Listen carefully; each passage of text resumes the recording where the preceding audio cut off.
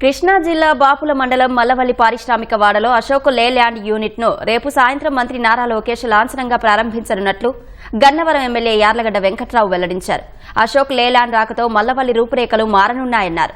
స్థానికంగా ఎంతో మందికి ఉపాధి అవకాశాలు లభిస్తాయన్నారు.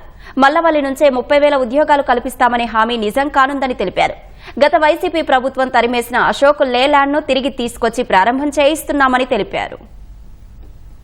మల్లవల్లి పారిశ్రామిక కారిడార్లోని అశోక్ లేల్యాండ్ కంపెనీ గౌరవ మంత్రి లోకేష్ బాబు చేతుల మీదుగా ప్రారంభోత్సవం జరగబోతుంది.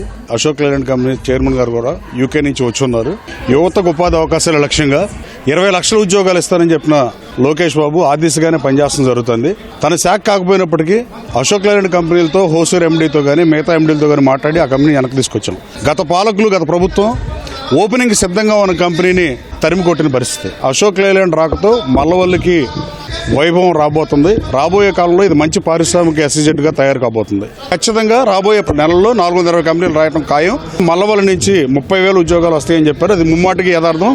రాబోయే కాలంలో గన్నవరం నియోజకవర్గ యువతకు ఉపాధి అవకాశాలు లక్ష్యంగా పనిచేస్తా.